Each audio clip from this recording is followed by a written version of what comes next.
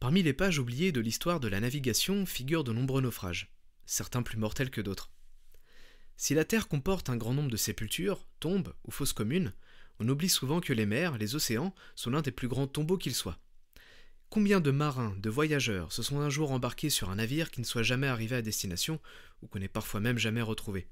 Combien de familles sont restées brisées, meurtries, à apprendre qu'un parent n'arriverait jamais à bon port? J'aimerais partager avec vous ma passion, mon engouement pour la grande épopée des traversées transatlantiques, celle où la construction des paquebots et les techniques de navigation ont fait un bond en avant, embarquant de plus en plus de personnes sur des navires de plus en plus sûrs pour un simple voyage ou en quête d'une vie meilleure promise en Amérique. L'histoire retient souvent la triste et fascinante courte vie du Titanic. En sombrant, il a effacé d'autres tragédies proportionnellement tout aussi meurtrières que la sienne. Aujourd'hui, j'aimerais vous raconter l'histoire d'un des grands-parents du Titanic, l'Atlantique. Alors, enfilez votre gilet de sauvetage et accrochez-vous au bastingage, je vous emmène avec moi dans les années 1870. Belfast, Irlande du Nord, novembre 1870. Au chantier de Harland & Wolff, les ouvriers s'activent, les dirigeants ont le sourire. La compagnie vient de signer sa deuxième commande avec la White Star Line. En effet, l'entreprise qui a été rachetée et sauvée de la faillite 2 ans plus tôt par Thomas Henry Ismay a commandé à son neveu son deuxième paquebot vapeur de classe océanique. Il sera nommé l'Atlantique.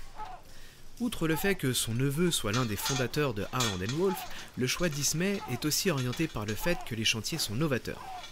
Il propose des ponts en acier et des coques à fond plat, qui assurent une bonne solidité et une plus grande capacité de transport. Confiant quant à son choix et convaincu que l'acier et la vapeur sont l'avenir, c'est en réalité 4 puis 6 navires qui sont commandés au chantier. Ainsi, l'Atlantique sera long d'un peu plus de 128 mètres et large de 12 mètres 40 pour un tonnage de 3707, faisant de lui l'un des plus grands bateaux sur la ligne de l'Atlantique Nord. Sa propulsion se fera par une hélice alimentée d'une machine à vapeur de 600 chevaux, lui permettant une vitesse de 14,5 nœuds. L'Atlantique, pour évacuer la fumée du charbon en combustion dans ses chaudières, sera équipé d'une cheminée couleur ocre-brun au manchon noir, les célèbres couleurs de la White Star Line. Néanmoins, dans les années 1870, la propulsion par vapeur n'inspire pas encore pleinement confiance. La peur d'une panne ou d'un manque de charbon est une inquiétude majeure pour les compagnies navigantes ou les passagers. Ainsi, comme les autres navires de classe océanique, on équipe l'Atlantique de 4 mâts pour porter ses voiles. La construction de l'Atlantique, comme ses sister ships, sont faits avec les meilleurs matériaux et les meilleures innovations. Ismay a la volonté de s'imposer sur la ligne de l'Atlantique Nord en proposant des navires aux formes effilées, aux équipements modernes et en proposant des équipements de classe salon, première classe, plus luxueuses et situés non pas à l'arrière du navire mais au centre pour une meilleure stabilité. Les cabines de classe salon, donc première classe, sont éclairées par des lampes à pétrole et non plus des bougies comme il était de mise chez d'autres compagnies.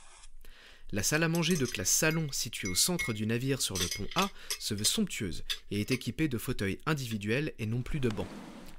Autour de cette salle à manger, les différentes commodités réservées à la classe salon, telles que des salles de bain, des toilettes, des salons de lecture pour les femmes, un fumoir pour les hommes. Toujours en classe salon, dans les cabines situées sur le boat deck, pont des embarcations, des sonnettes électriques sont installées afin que les passagers puissent solliciter les membres d'équipage. Ismay a également bien compris qu'à cette époque, nombreuses sont les familles d'Irlande du Nord et d'Angleterre à vouloir traverser l'Atlantique en quête d'une vie meilleure aux États-Unis.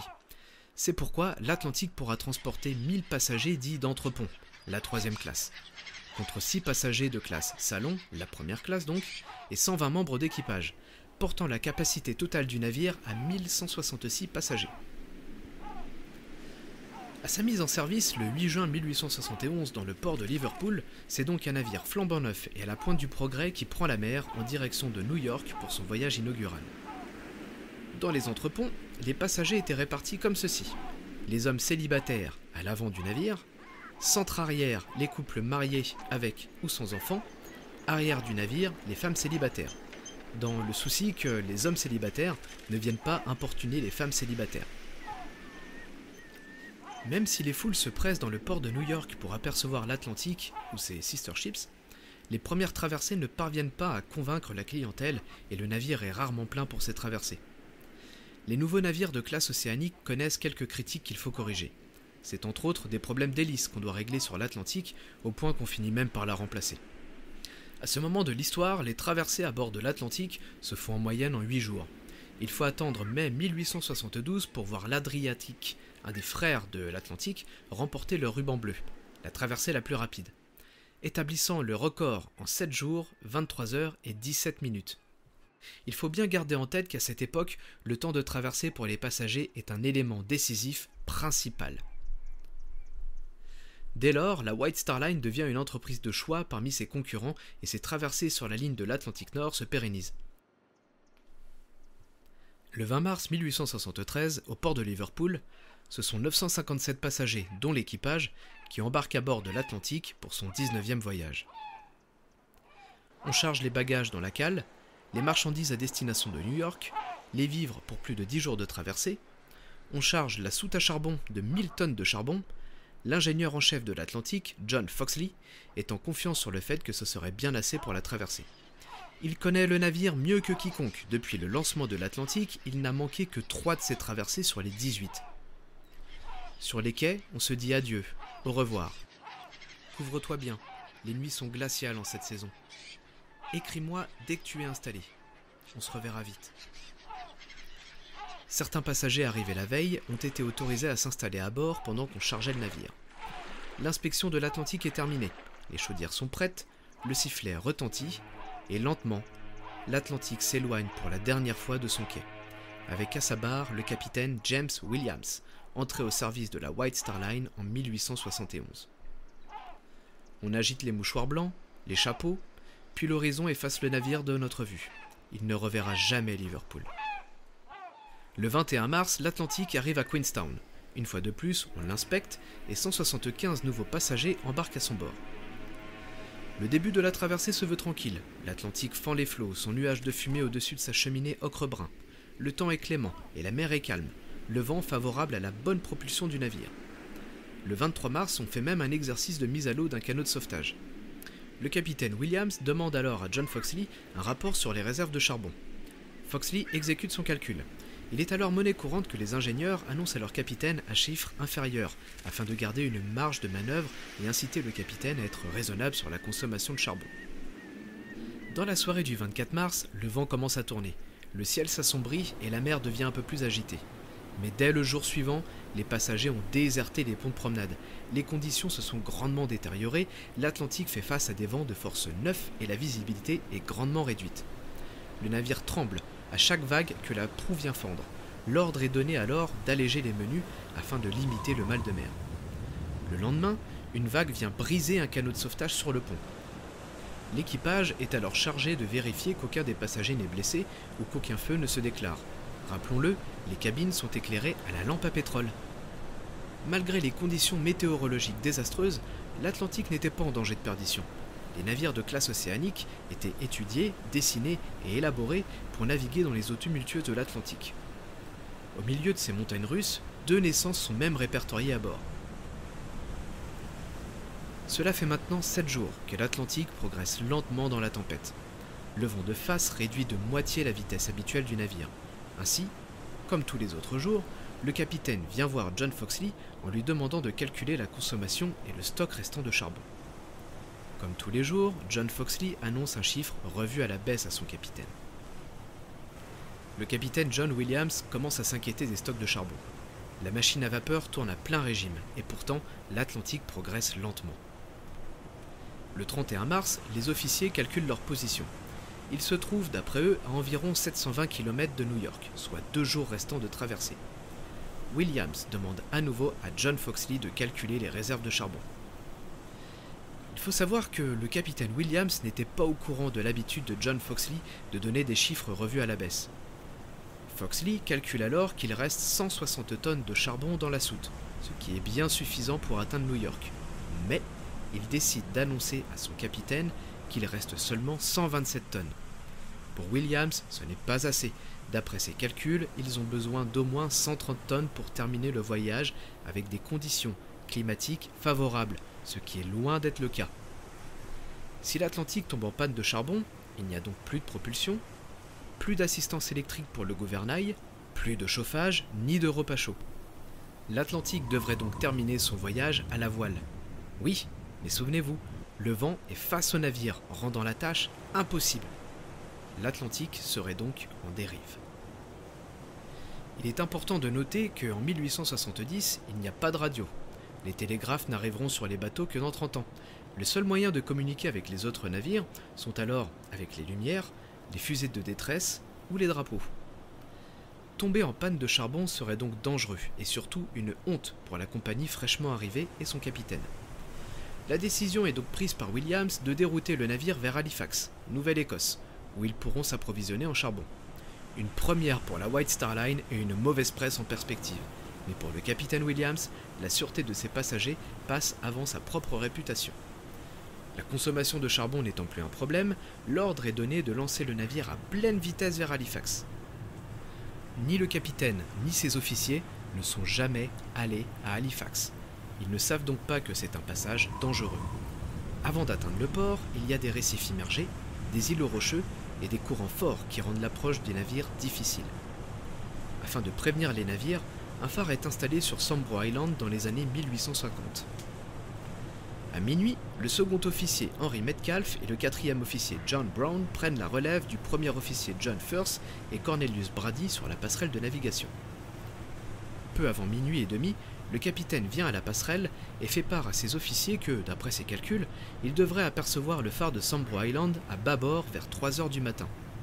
À ce moment-là, ils devront stopper le navire, jeter l'ancre et attendre que le jour se lève avant d'entamer les manœuvres d'entrée au port d'Halifax. Une fois ces instructions données, le capitaine les informe qu'il va se reposer et demande à Metcalfe de le réveiller vers 3 heures et pas plus tard, ou bien dès que le phare est en vue. Par avis de conscience, il demande également à son steward de le réveiller à 2h40. Il part alors se reposer dans la salle des cartes. Résumons. Il est autour de minuit 45, Metcalfe est de garde, ils doivent avoir le phare de Sambro Island en vue vers 3 heures au plus tard. Mais aucun d'entre eux n'a jamais navigué à Halifax. Ils ne savent donc pas qu'un courant marin les a déjà déportés de près de 20 km à l'ouest. La lumière du phare se trouve donc maintenant à tribord, et pourtant les membres d'équipage continuent de concentrer leur regard sur bâbord. Voyez-vous le scénario qui se profile. Il est maintenant 2h40. Le steward du capitaine arrive à la passerelle, une tasse de chocolat chaud à la main. Mais avant de pouvoir entrer dans la salle des cartes, pour réveiller son capitaine, Metcalfe l'interrompt, lui disant de le laisser se reposer encore un peu. Il est important de noter que Metcalfe est quelqu'un d'ambitieux, qui souhaite gravir rapidement les échelons. Il a déjà navigué en tant qu'officier pour d'autres compagnies et a déjà été impliqué en tant que responsable d'un naufrage. 3 heures du matin passent, et toujours pas de phare en vue. Pourtant, l'Atlantique navigue toujours à pleine vitesse, et ils ne le savent pas, mais les côtes de la Nouvelle-Écosse sont maintenant dangereusement proches. Williams aurait déjà dû être réveillé, mais Metcalfe est confiant. Puisque le phare n'est pas en vue, c'est qu'ils sont encore à une bonne distance des côtes. Laissons donc le capitaine se reposer encore un peu. L'Atlantique est entre de bonnes mains. Le quartier-maître Robert Thomas est à la barre, et il est inquiet. Contrairement à ses officiers, il est déjà venu à Halifax, et il connaît les dangers des courants et des récifs. Il insiste.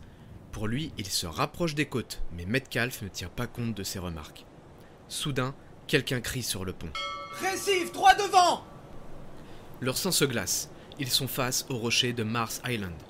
Metcalfe donne l'ordre immédiat de faire machine arrière et de mettre la barre à tribord toute, ce qui se fera virer le navire sur bâbord. Mais lancé à pleine puissance, il est malheureusement trop tard.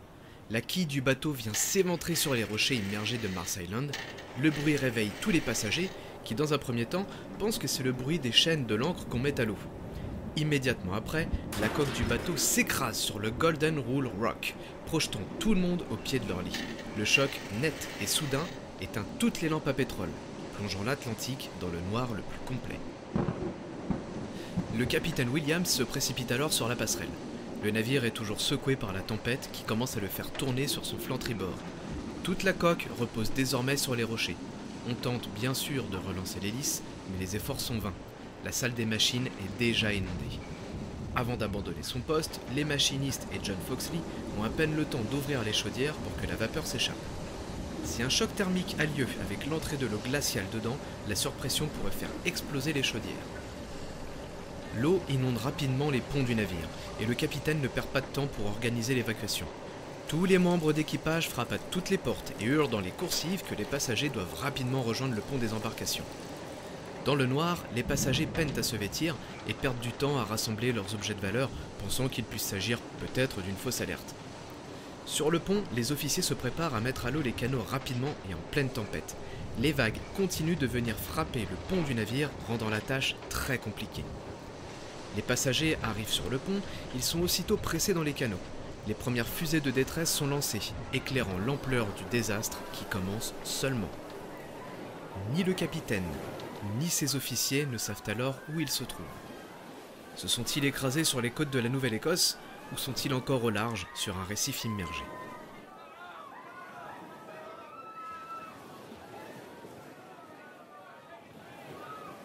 Le premier canot contenant des femmes et des enfants est mis à l'eau à bâbord, mais une fois en mer, le courant et les hautes vagues viennent projeter l'embarcation contre les flancs du paquebot.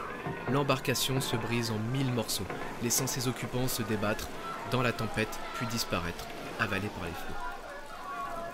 Un deuxième canot commandé par Metcalfe est sur le point d'être descendu avec femmes, enfants et quelques hommes. Une bagarre éclate alors entre les hommes. Le capitaine estime qu'il est dangereux que le canot soit mis à l'eau dans ces conditions. Il ordonne à tout le monde de quitter l'embarcation. Les hommes refusent, la foule devient pressante. Soudain, le navire gîte brutalement sur bâbord, faisant chuter l'embarcation à l'eau et tuant tous ses occupants, dont Metcalfe. Les autres embarcations connaissent le même sort. Détruites contre les flancs du navire, précipitées sur les récifs ou brisées sur le pont par les vagues. Dans ce chaos, beaucoup de passagers sont retournés à l'intérieur de l'Atlantique à la recherche de leurs proches ou de vêtements chauds. Le métal du navire grince, craque, devient instable. Les passagers se bousculent et se perdent dans les coursives obscures pendant que l'Atlantique s'incline de plus en plus sur son flanc. La poupe finit par glisser du rocher. L'eau s'engouffre et inonde rapidement le dortoir des femmes, les laissant prisonnières. Des cris sont entendus depuis le fond du navire, remontant les coursives jusque sur les ponts extérieurs. Les autres, restés à l'intérieur du navire, comprennent alors qu'il est urgent de rejoindre les ponts supérieurs, car bientôt le navire entier coulera. Malheureusement, pour beaucoup d'entre eux, l'inclinaison du paquebot et l'eau les ont déjà condamnés à la noyade, et l'Atlantique s'enfonce encore et toujours. Ceux qui sont restés sur le pont cherchent maintenant à atteindre les parties les plus hautes, ou se réfugient à l'extrémité des grands mâts. Certains, depuis leur perchoir, assistent alors impuissants aux derniers adieux, aux dernières embrassades des couples ou familles balayées par les vagues qui viennent encore et sans relâche frapper le navire. Des femmes tendent leurs bébés dans l'espoir que ceux qui les reçoivent parviennent à les sauver avec eux. D'autres se précipitent encore dans cette prison d'acier pour tenter de sauver leurs proches restés coincés. Le navire s'enfonce et roule sur lui-même. Bientôt, l'Atlantique sera complètement couché sur son flanc, les mâts pointant vers l'horizon qui ne se dégage pas. Certains s'accrochent jusqu'au bout au bastingage en tentant de remonter vers la proue, jusqu'à ce qu'on ne les voit plus, avalés par l'océan démonté. Les derniers survivants, prisonniers dans leur cabine partiellement inondée au milieu du navire, frappent au hublot que les vagues viennent balayer. Personne ne peut plus rien pour eux. Des geysers d'eau commencent d'ailleurs à surgir hors des hublots dans les parties définitivement inondées de la poupe. Le capitaine et ses officiers survivants continuent pourtant de guider les passagers vers les parties les plus hautes. Il leur vient alors un plan. Essayer de se réfugier sur les rochers. Il faut pour cela tendre une corde entre le rocher et le navire. Le quartier-maître, John Speakman, se jette alors à l'eau, et après s'être débattu dans les flots, parvient enfin à Golden Rule Rock. Là, il trouve un autre survivant, à moitié inconscient. Avec son aide, ils parviennent à enrouler la corde au rocher. Avec beaucoup de difficultés, certains hommes peuvent enfin se hisser sur le Golden Rock. Une famille vivant sur Mars Island ont entendu les fusées claquer dans le ciel et se dirige vers les lieux du sinistre. Le quartier-maître Robert Thomas est lui aussi parvenu à nager jusqu'à la rive et à rejoindre une ferme voisine pour chercher de l'aide. Aussitôt, des secours venus de Terrence Bay commencent à se mettre en place pour récupérer les survivants et leur offrir un peu de soupe chaude. Ce sont bientôt plus une, mais 5 cordes qui sont tendues jusqu'au navire. Dans la partie de la proue pas encore totalement immergée, on parvient à briser de hublots pour extraire quelques survivants. Ce sera notamment le cas de John Hindley, 12 ans, unique survivant de sa famille, qui avec son frère avait décidé de passer la nuit dans le dortoir des hommes pour apercevoir les côtes de la Nouvelle-Écosse au petit matin. Les pêcheurs locaux partent sur leur bateau pour atteindre les survivants réfugiés sur le Golden Rock et les ramener sur le rivage. Impossible encore d'atteindre l'Atlantique de peur d'être fracassé sur ses flancs ou pris dans ses mâts. Les dernières personnes vivantes à quitter l'épave sont le capitaine Williams et le premier officier John Firth, laissant derrière eux une image qui entrave beaucoup de survivants et des personnes étant venues porter secours. Celle d'une jolie jeune femme, morte, attachée au bas du bateau, partiellement dénudée et léchée par les eaux qui continuaient d'avaler le navire.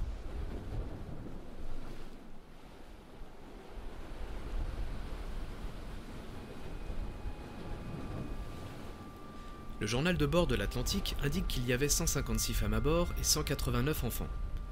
Aucune femme n'a survécu au naufrage. Aucune. Parmi les enfants, seul John Hindley est rescapé. On compte environ 390 survivants et plus ou moins 550 victimes. Les chiffres sont difficilement vérifiables. La liste des passagers n'était pas très bien tenue et beaucoup de rescapés ont tout simplement quitté les lieux du naufrage et continué leur route sans être répertoriés. C'est alors la pire catastrophe maritime de l'Atlantique Nord en perte civile. La responsabilité du capitaine Williams et sa gestion du navire dans les heures qui ont précédé le naufrage est d'abord pointée du doigt par l'enquête. Aurait-il dû rester sur la passerelle pour guider son navire vers un port que ni lui ni ses officiers ne connaissaient ? On reproche également à la White Star Line d'envoyer ses navires en mer avec une quantité de charbon trop faible pour faire des économies, même s'il est reconnu que finalement il en avait assez. John Foxley est-il alors fautif d'avoir donné des chiffres erronés, ou bien est-ce simplement la faute de Metcalfe d'avoir outrepassé les ordres de son capitaine et de ne pas l'avoir réveillé comme il était convenu ? Quand bien même, aurait-il pu changer quoi que ce soit au destin du paquebot ?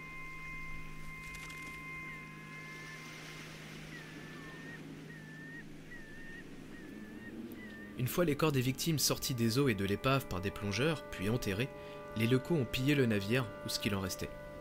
Celui-ci avait d'ailleurs fini par se briser en deux. Ainsi, de nos jours, beaucoup d'objets et des parties du bateau sont visibles au musée dédié à l'Atlantique à Terrence Bay, que vous pouvez visiter avec le cimetière où sont inhumées les victimes, non loin de celui du Titanic d'ailleurs. Alors, si jamais votre route passe par Halifax, que reste-t-il aujourd'hui de l'épave de l'Atlantique ? Pas grand-chose. Il a continué sa descente le long du récif, se disloquant au fil des années, des tempêtes, des courants. Aujourd'hui, à une profondeur de 25 mètres, on peut deviner quelques parties de la coque mélangées aux rochers, la pièce maîtresse étant les restes d'une chaudière. Il n'y avait personne de célèbre à bord, pas de riche magnat de l'acier, pas d'artiste peintre, écrivain ou musicien. L'histoire a même presque effacé le nom de l'Atlantique de sa mémoire. Peu de personnes se souviennent du naufrage en dehors des habitants de Terrence Bay. Pour autant, ces personnes ont existé, aimé, souffert, rêvé d'une vie meilleure, mais tout s'est arrêté sur ce rocher de Mars Island. Elles étaient un peu, peut-être, comme vous et moi, quelques anonymes de passage sur cette terre, sur cet océan. L'horreur de ce drame mérite qu'on s'en souvienne, mérite qu'on réalise la chance aujourd'hui que nous avons de pouvoir voyager de manière beaucoup plus sûre. Un tel drame nous paraît surréaliste aujourd'hui, et pourtant. Tel est le but ici de mon travail, que vous, qui écoutiez ma voix, qui que vous soyez, où que vous soyez, vous souveniez en cet instant que, 39 ans avant le naufrage du Titanic, 550 âmes se sont envolées en cette nuit de tempête du 1er avril 1873.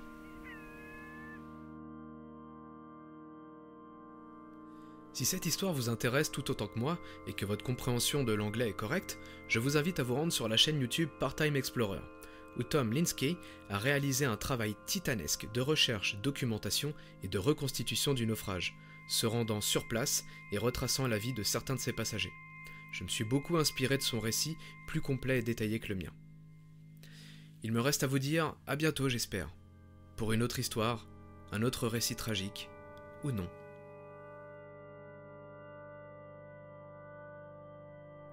Si vous avez des remarques ou des suggestions, je vous invite à me laisser un commentaire ou à m'écrire à l'adresse lecimetière-de-l'océan, tout attaché, sans espace et sans apostrophe, @gmail.com. J'en prendrai connaissance avec plaisir.